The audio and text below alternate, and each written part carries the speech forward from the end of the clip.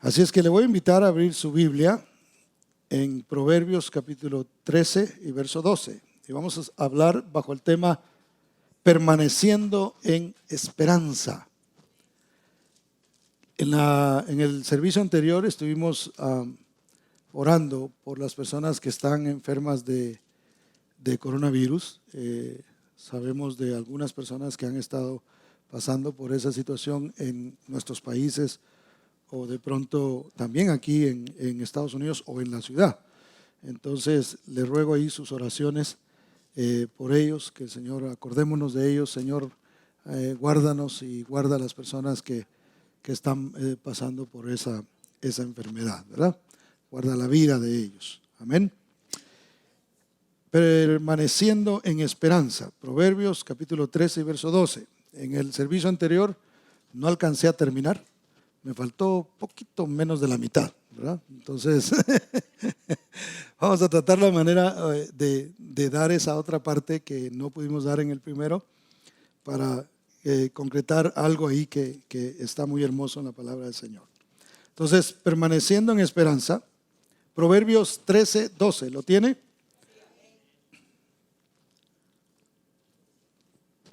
Dice así la palabra del Señor: la esperanza que se demora es tormento del corazón, pero árbol de vida es el deseo cumplido. Inclinen su rostro y oramos. Padre, te damos gracias por tu palabra, por la bendición que tú nos das de poder meditar en ella. Bendito Dios, yo te ruego, bendito Padre, que los que estamos aquí seamos bendecidos a través de ella, exhortados, levantados, precioso Dios, fortalecidos. Y cada uno, Señor, que en este momento nos está viendo en vivo, nos está siguiendo, precioso Padre, o quien vea este video más adelante, precioso Dios, a través de esa palabra pueda recibir, precioso Padre, lo que tú tienes para cada uno, precioso Señor. Porque tu palabra no regresará a ti vacía, sino que cumplirá el propósito por el cual tú la estás enviando, precioso Dios. Así que yo te ruego, Señor, que nuestros oídos estén atentos, abiertos a recibir lo que tú tienes para nosotros en este día. En el nombre de Jesús. Amén y amén. Dios se especializa en sanar, restaurar y cuidar nuestro corazón, mis hermanos. En aquellos que hemos entrado en la fe, que hemos creído al Señor, Dios ha iniciado un proceso de sanidad. Lo primero que Dios hace es sanar nuestros corazones. Y cuando usted y yo venimos al Evangelio, nos llenamos de fe, ¿cierto? Yo no sé si a usted le pasó, pero cuando uno recién entra, hermano, tiene una fe de niño, ¿verdad? Uno cree como niño a la palabra del Señor. A veces pasan ciertas cosas en el camino que nos hacen a nosotros como retroceder un poquito o bajarle un poco a la fe. No debería de ser así, pero realmente, si somos honestos, así es como pasa. Entonces, la palabra dice en el verso que leíamos ahora mismo, dice: la esperanza que se demora es tormento del corazón. ¿Qué quiere decir esto? Quiere decir que nosotros tenemos una esperanza. De hecho, antes vivíamos sin Dios y sin esperanza. Antes no teníamos vida. Antes estábamos muertos en pecado. Cuando vinimos a Cristo Jesús, entonces obtuvimos nosotros las promesas de Dios. Dichas promesas son las que a nosotros nos llenan de esperanza. Ahora, a veces cuando esta esperanza se alarga, hermano, es donde nosotros corremos el peligro de que nuestro corazón se enferme, de que nuestro corazón se atormente, de pasar por momentos de ansiedad que hoy día están, hermano, a la orden. Eso está pasando mucho por la situación que nosotros ya conocemos. Entonces, ¿qué tenemos que hacer y qué es lo que Dios quiere hablarnos este día? Quiere prepararnos para que nosotros aprendamos a tener ese ingrediente tan difícil de obtener que se llama paciencia. ¿Por qué? Porque cuando Dios ha prometido algo, hermano, nosotros debemos sostenernos de esa esperanza y decir, no, yo voy a esperar, no importa, es cierto, se está tardando, es cierto, se está prolongando, es cierto, todavía no veo ni siquiera un destello de lo que quisiera ver, pero eso no quiere decir que Dios no lo cumplirá. Entonces, hermano, Dios quiere que nuestro corazón esté protegido, que nuestro corazón esté cuidado. ¿A través de qué? A través, una vez más, de la palabra bendita de nuestro Señor, que viene a fortalecer precisamente esa esperanza de la cual nosotros nos hemos tomado. Mire, nosotros no perdemos la esperanza. Es más, nosotros no podemos perder la esperanza, porque nosotros en Cristo Jesús tenemos. Yo les he dicho, aún más allá de esta vida, nosotros tenemos esperanza. Ay, hermano, y si le cae a uno esa cosa, bueno, pues una de dos, o lo sana el Señor o se lo lleva. Solo hay dos resultados. Una, Dios se va a glorificar, o la otra, lo vamos a cafetear, ¿verdad? Lo digo con un poquito de humor, pero es la realidad. Esa debe ser la actitud nuestra, no de chiste ni de burla, sino debe ser nuestra convicción. Si Dios me lleva, era porque ya era tiempo, hermano. Y Dios, como no da explicación, ¿verdad? ¿Se recuerda a Moisés? Dijo, Moisés, sube a ver la tierra. Ay, qué bonita, Señor, ahí vamos a llegar. No, tú no. ¿Cómo así? No, es que es Josué el que va. No entiendes, pero no te lo puedo explicar, pero ese es mi propósito. Tiene que ir Josué, no vas tú. Aquí nomás. Ishkamik le dijo en lengua maya.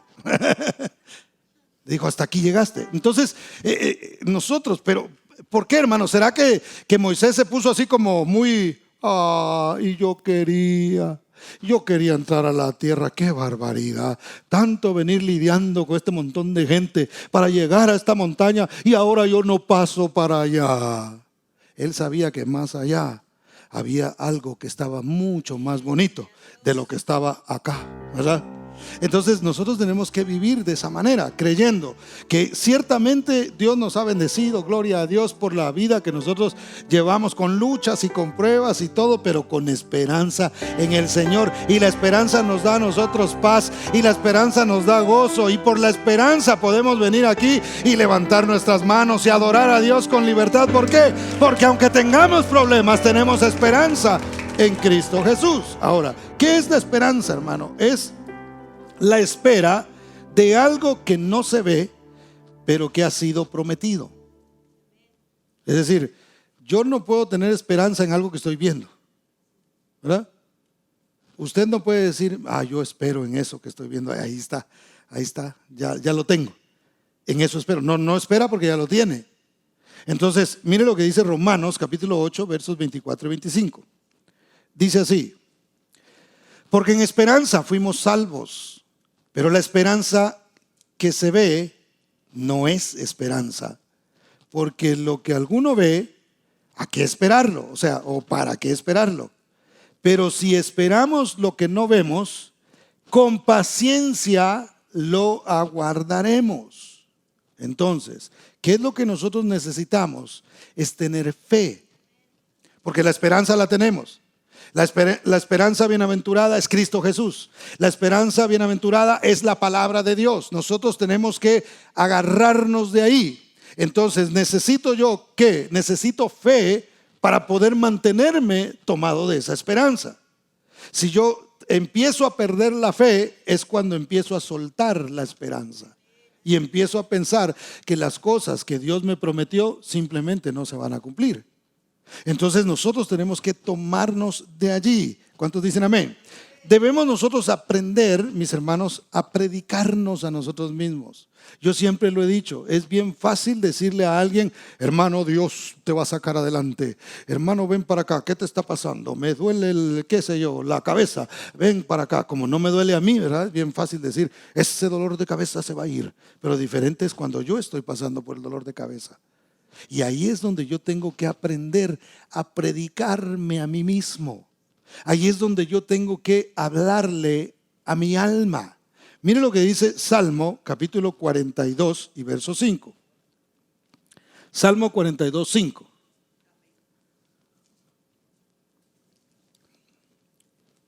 Cuando lo tenga me dice amén. Y si no lo lee en la pantalla, que ahí esta muchacha lo va a poner, pero ya, ahorita lo está poniendo, mire, ahí está. Salmo 42:5. Mire lo que dice el salmista: ¿por qué te abates, oh alma mía, y te turbas dentro de mí? Espera ¿en quién? En Dios, porque aún he de alabarle, salvación mía y Dios mío. Y este salmo no necesita mucha explicación, hermano.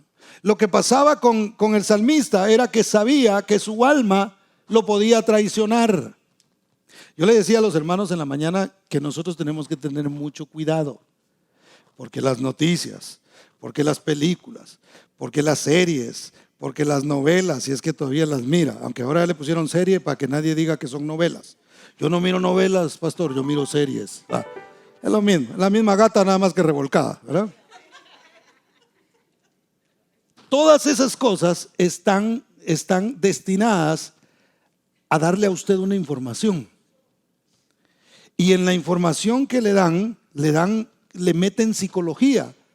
¿Para qué? Para juguetearle a usted y a mí el alma.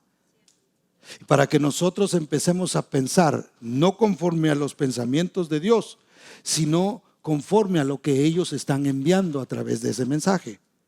Entonces, tengamos mucho cuidado, hermano, porque todo lo que nosotros recibimos está viniendo a nuestra alma.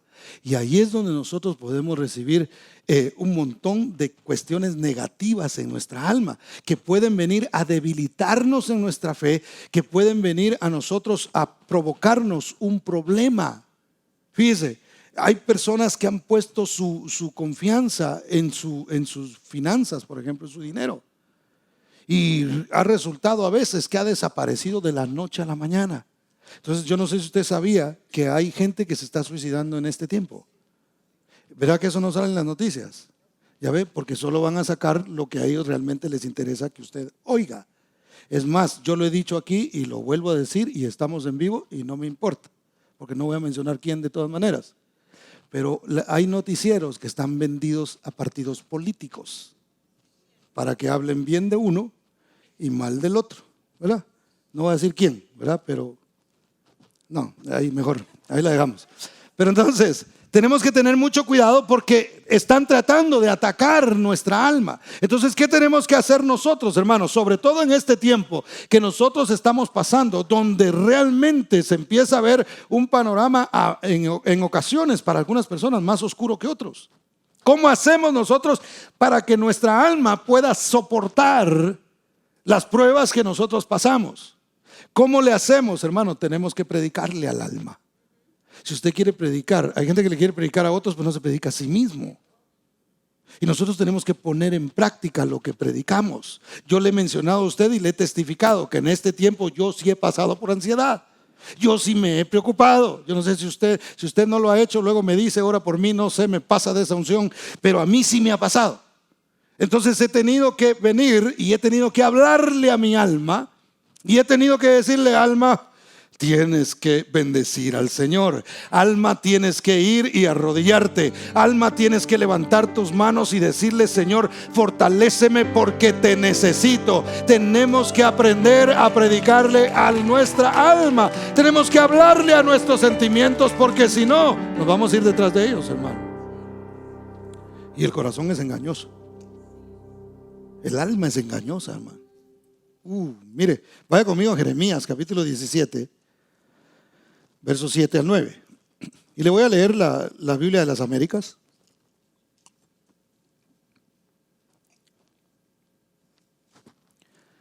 Jeremías 17, 7 al 9. ¿Lo tiene? Me dice amén.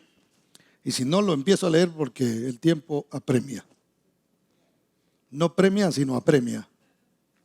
Dice, bendito es el hombre que confía en el Señor, cuya confianza es el Señor. ¿Cómo será? Será como árbol plantado junto al agua, que extiende sus raíces junto a la corriente. No temerá cuando venga el calor. Mire que aquí ya vino. y sus hojas estarán verdes. En año de sequía no se angustiará, ni cesará de dar fruto. Este año como que es un año así, algo seco, ¿verdad?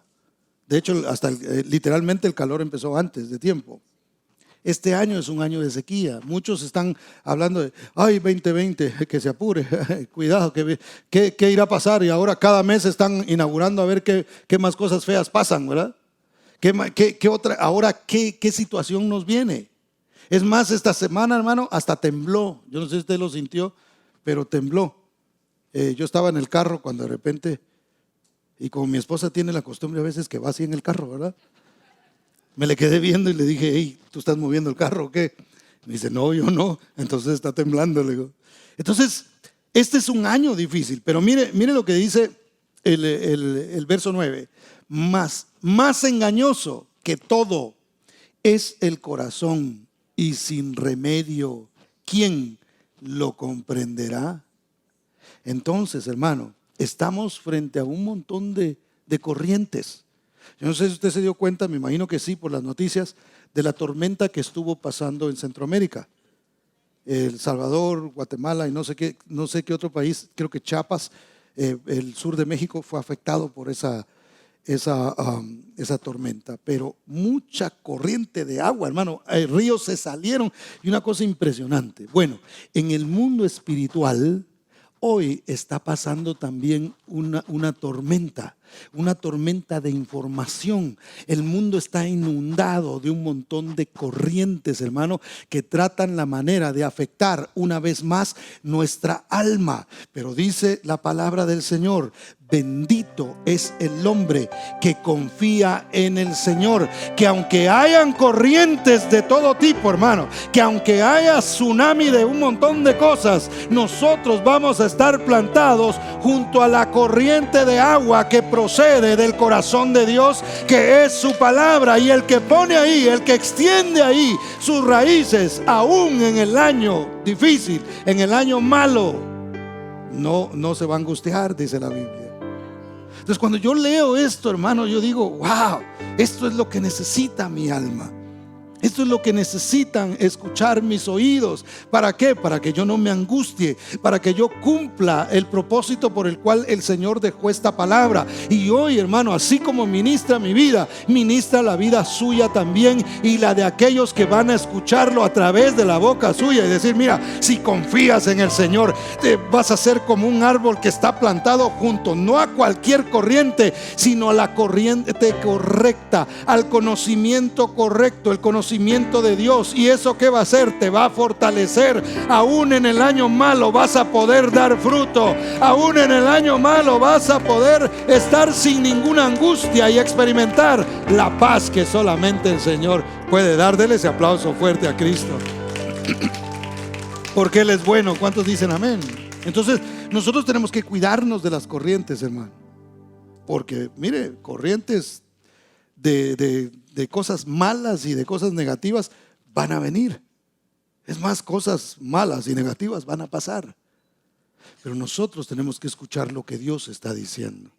Nosotros tenemos que aprender a discernir en el espíritu los tiempos. Si nosotros no aprendemos a discernir, lo dije anoche con los hermanos que vinieron en el mensaje que predicamos ayer. Si nosotros no aprendemos a discernir conforme al espíritu, vamos a estar peleando batallas que no son nuestras. Si yo lo tomo con el alma, lo que está pasando, allá voy a ir con mi rótulo, ¿verdad? A Las Vegas Boulevard, peleando una batalla que realmente no es la manera de pelearla de un cristiano. Digo, si usted es activista y qué sé yo, y Dios le llamó para eso, dele, ¿verdad? Yo no estoy diciendo que no. Pero a mí Dios me llamó a pelear en el espíritu, a discernir las cosas espiritualmente. Entonces yo le decía a los hermanos anoche, si usted quiere ayudar, doble las rodillas, levante sus manos y clámele a aquel que realmente puede cambiar las circunstancias, hermano. Un rótulo ahí maltratando policías y cosas así, eso no va a cambiar la vida de nadie. Va a cambiar la vida de muchas personas. Una iglesia que se doblega delante de Dios, que dobla sus rodillas y levanta sus manos y clama a aquel que tiene el poder de cambiar las cosas. No con lo que yo diga o ponga en Facebook, hermano. Hay gente peleando ahí, ay, que sí, ay. Pelee en lo espiritual, donde nadie lo está viendo, donde nadie le pone like, ¿verdad? Dios le va a poner like. Me gusta que estás orando. Hasta un corazón le va a poner y un emoji así abrazando el corazón. La esperanza te mantiene de pie, hermano. Salmo 27:13 dice: hubiera yo desmayado si no creyese que veré la bondad de Jehová en la tierra de los vivientes. Entonces el salmista decía: hubiera yo desmayado si yo no creyera que veré la bondad de Dios. Si yo no tuviera esa esperanza, hermano. Oiga, yo no sé usted, pero yo no me imagino viviendo sin tener a Dios en mi vida. Yo no me imagino. Porque al igual que usted, yo he pasado por situaciones difíciles también. Hay momentos en los que uno dice: solo Dios, solo Dios. Y si no lo tuviéramos, ¿qué decimos, hermano? Entonces el salmista dice: hubiera yo desmayado, mire, si no creyera yo que voy a ver la bondad. No está diciendo: oh, yo hubiera desmayado si no hubiera visto cómo el Señor actuó en mi vida. No dice así. Si no creyera yo que realmente veré la bondad de Dios. Era una seguridad que él tenía. Y no lo fortalecía el recibir la bendición, sino el saber que existía esa bendición. Sino el saber que vendría esa bendición. Porque eso es diferente. Porque la esperanza es algo que nosotros no vemos todavía. Entonces, si nosotros la mantenemos firme, hermano, entonces vamos a poder gozarnos y vamos a poder dormir tranquilamente y vamos a poder venir a este lugar, aunque seamos menos ahora en cada servicio. Vamos a adorar al Señor como que esto está lleno de ángeles también cantando y exaltando el nombre de nuestro Dios, y nuestro cántico está llegando. Y aunque es este grupo aquí, pero hay otro grupo allá, hay otro grupo en North Las Vegas, hay otro grupo en Henderson, hay otro grupo que también está adorando el nombre del Señor. Entonces estamos haciendo lo que debemos hacer. La esperanza nos mantiene. La esperanza nos fortalece a cada uno de nosotros. Entonces debemos nosotros sacar las voces contrarias a la esperanza. Marcos capítulo 5, versos 39 y 40. Ahí en el capítulo 5 nos narra la historia de Jairo, de la hija de Jairo, ¿se recuerda? La hija de Jairo enfermó. Jairo dijo: yo voy a ir a buscar al maestro, dicen que sana. Yo no sé si había visto antes, pero él dijo: la esperanza que yo tengo es él. Entonces la niña está grave, no hay esperanza. Ya los médicos me dijeron que no hay nada que puedan hacer por ella, pero hay alguien que puede hacer algo.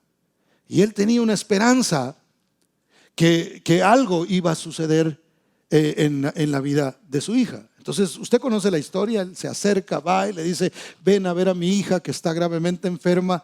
Y el Señor le dice: vamos. Y en el camino lo toca una mujer, se para ahí el asunto y empieza ahí un alegato: ¿quién me tocó? No, Señor, ¿cómo así que te tocaron? Si viene un montón de gente apretando. No, pero alguien me tocó y sacó virtud de mí y estás, ¿quién fue? Y por ahí apareció una mujer tímida y dijo: fui yo. Y usted sabe qué es lo que se desató ahí. Entonces llega un momento en el que llegan personas a hablarle, empiezan las voces a salir, empiezan las corrientes por allá a pasar y le llegan a decir: ya no molestes al maestro.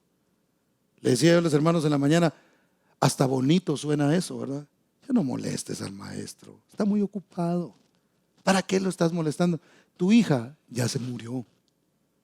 Mira, hermano, que a uno le digan que la cosa está más grave, todavía uno guarda así como un poquito, ¿verdad? Y uno dice: no, pero todavía está respirando, pero todavía tiene, aunque sea con ayuda, aunque sea con un respirador, pero todavía está ahí. Como que eso todavía es fácil de mantener una esperanza.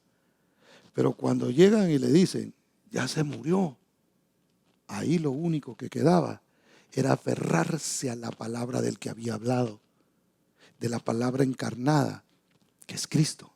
Entonces viene Cristo y le fortalece con una frase y le dice: no temas, cree solamente.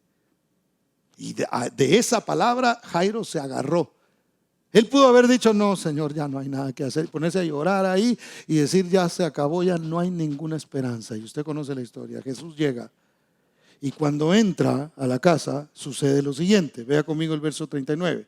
Dice, y entrando les dijo, ¿por qué alborotáis y lloráis? La niña no está muerta sino duerme. Y se burlaban de él, mas él, echando fuera a todos, tomó al padre y a la madre de la niña y a los que estaban con él y entró donde estaba la niña. Mire qué curioso esto, porque cuando él llega, yo les he contado a ustedes que en aquel tiempo se contrataban llorones. Contrataban a la llorona, ahí tuvo su primer trabajo. Entonces, de ahí sacó el apodo, ¿verdad? Iba la gente, le pagaban para que llorara. Entonces decía, mire, necesitamos unos cuantos llorones. ¿A cómo la docena? Entonces ya llegaban, ¿verdad? Y le daban. Y llegaba la gente ahí a llorar por el que se había muerto. Pero realmente no tenían ningún sentimiento para esa persona. Y prueba de ello es que cuando Jesús entra, hermano, los escucha llorando y el Señor les dice, ¿ustedes por qué están llorando? ¿Por qué están haciendo tanto alboroto? La niña no está muerta, duerme. Y pasaron del llanto a la risa en un segundo, hermano. Por aquí una lágrima de cocodrilo que tenía y de repente y se empezaron a burlar del Señor. Y el Señor lo que les dijo, yo no sé si amablemente o les dijo, fuera de aquí. Y lo sacó a todos. Y note, invitó solamente al papá, a la mamá y a los que estaban con él, a los que caminaban con él, a los que creían en él, a los que confiaban en él. Solamente ellos pudieron experimentar el milagro que Jesús hizo. Los demás se quedaron con su medio llanto y media burla por allá y no entendieron absolutamente nada. La burla hacia el cristianismo, mis hermanos, está creciendo. Yo no sé si usted lo ha notado. Yo les dije a los hermanos en la mañana que por primera vez vimos la quema de una iglesia. Quemaron una iglesia en Washington, yo no sé si usted sabía, la lograron apagar, pero ya se había quemado. Era una iglesia episcopal, pero ellos ya se está perdiendo el respeto a la iglesia. Y eso se va a incrementar y usted va a ver cómo va a haber más gente que se burla del evangelio. Pero al mismo tiempo, hermano, también crecerá el número de personas que quieren caminar con el Señor. Crecerá el número de gente que dice, yo quiero ir no con cualquier corriente, sino con la corriente de la palabra de Dios, porque yo quiero experimentar milagros, hermano. El Señor sigue siendo milagroso. Algunas personas dicen, ¿por qué será que ya los predicadores no tienen poder, no levantan muertos? En primera, no lo levantan los predicadores, lo hace el Señor. Y lo que el Señor hacía en ese tiempo era una muestra de lo que Él tenía la capacidad de hacer. Porque yo les he dicho a ustedes, un muerto que el Señor levantó se volvió a morir. Lo que realmente importa es lo que Él hace dentro de nosotros. Y hermano, aquí habemos un montón que estábamos muertos en pecado y el milagro de la resurrección se dio en cada uno de nosotros. ¿Cuántos dan gloria al nombre del Señor? Entonces, hermano, lo que tenemos que hacer nosotros es expulsar las voces que no nos bendicen a nosotros. Y una vez más, hoy hay mucha corriente de información. Estamos en el tiempo hermano, hay información por todos lados. La lleva usted en la mano todo el tiempo, su celular ahí. Los que tienen alguna aplicación de noticias, ahí le están saliendo a cada rato las notificaciones de lo que está pasando.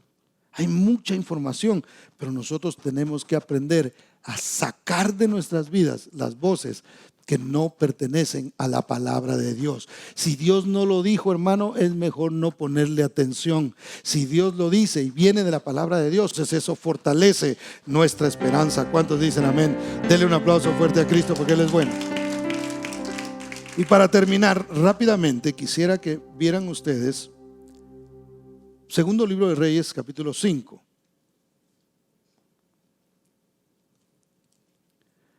Y quiero narrarle brevemente en los minutos que me quedan cómo se logra levantar la esperanza en una persona.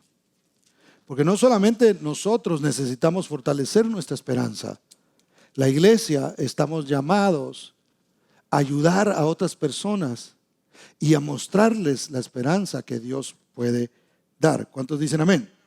Ahora, fíjese, el pasaje que vamos a leer tiene que ver con Naamán. ¿Se recuerda? La mayoría de nosotros conocemos la historia de Naamán. Naamán era un general de Siria. Entonces este hombre era valeroso y el rey lo tenía en alta estima y era una persona muy querida por el rey de Siria. Entonces este hombre, aunque tenía todo lo que tenía y aunque andaba bien vestidito y aunque tenía gente que lo saludaba y gente que lo respetaba, realmente él tenía lepra. Entonces estaba leproso, tenía una enfermedad de la que no había ninguna esperanza. Entonces hoy día hay gente, hermano, que vive enferma en un sentido espiritual y que no tienen esperanza y necesitan de una iglesia que se levante y que les dé. Cuando digo de una iglesia me refiero a la iglesia en general. Que la iglesia se levante para decirles: en el Señor hay una esperanza. Y eso fue lo que sucedió acá. Y lo primero que nosotros vemos, después puede leer usted en su casa el verso 1, pero vea los versos 2 y 3. Porque hay una joven que comprendía los propósitos de Dios. Y mire el consejo que le da. Dice el verso 2: de Siria habían salido bandas armadas y habían llevado cautiva de la tierra de Israel a una muchacha, la cual servía a la mujer de Naamán. Esta dijo a su señora: si rogase mi señor al profeta que está en Samaria, él lo sanaría de su lepra. Ahora yo quiero que usted piense por un momento en esta joven. Esta joven fue secuestrada de Israel y fue llevada para convertirse en una esclava en la casa de Naamán. Yo no sé de qué familia venía, si venía de una familia buena o no, bueno, pero estaba en su tierra, estaba con su familia. Entonces llegaron bandas armadas y la fueron a sacar de donde ella estaba y la llevaron a Siria para que sirviera como esclava. Entonces era como para que ella tuviera amargura en su corazón, para que ella dijera: que el patrón está enfermo, que se muera. ¿Para qué me trajeron aquí? Yo aquí trabajando, ni me pagan porque soy esclava. Y los esclavos no cobraban, hermano, no había cheque para ellos. De comer les daban nada más. Entonces, usted se imagina, no era como para que esta mujer estuviera pensando, esta muchacha, esta joven, estuviera pensando en su propia situación. Y sin embargo ella dijo: ahora entiendo, Dios me trajo a esta casa para que yo fuera el vehículo para que este hombre reciba la sanidad. Entonces, comprendiendo eso, dijo ella: yo voy a hablar con la esposa y le voy a decir: señora, si mi señor fuera allá y rogara al profeta. ¿Sabe qué estaba haciendo? Yo siempre le he dicho que los profetas en el Antiguo Testamento representan la palabra de Dios. Lo que estaba diciendo es: si él se acerca a la palabra de Dios, si él se acerca a aquella corriente, si él llega allá y habla con el profeta le va a sanar.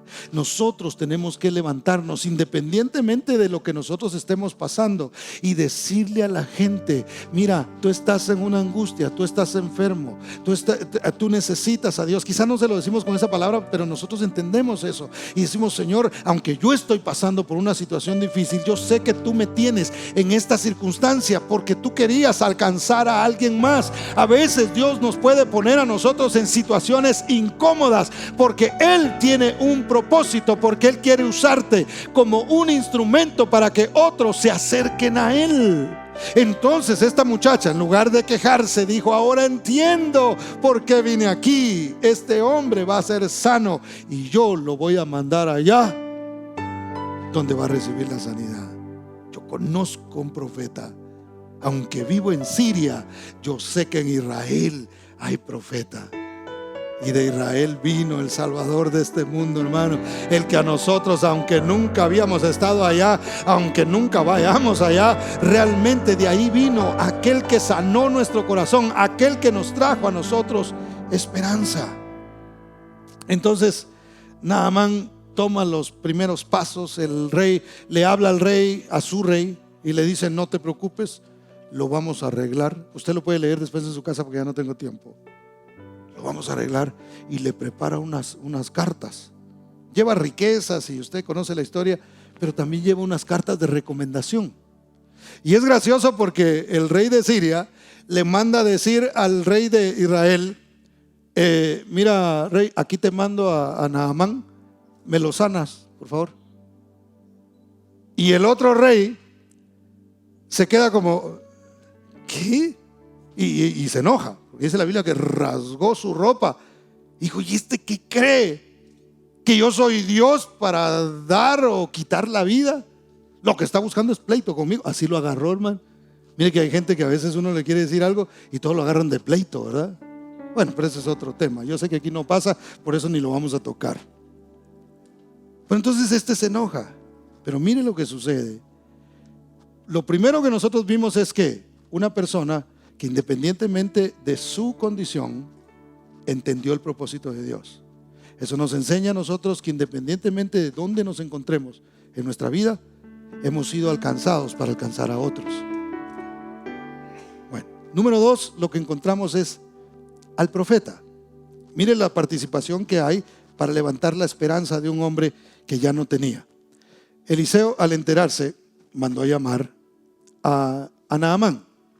Versos 8 y 10 dice: cuando Eliseo, el varón de Dios, oyó que el rey de Israel había rasgado sus vestidos, envió a decir al rey. Yo me imagino que él dijo: estos no han entendido cómo van las cosas. ¿Por qué has rasgado tus vestidos? Venga ahora a mí y sabrá que hay profeta en Israel. Mire qué hermoso eso. Y vino Naamán con sus caballos y con su carro y se paró a las puertas de la casa de Eliseo. Entonces Eliseo le envió un mensajero diciendo: ve y lávate 7 veces en el Jordán y tu carne se te restaurará y serás, ¿qué? Limpio. Y nosotros sabemos que Naamán se enojó porque dijo: ¿cómo así?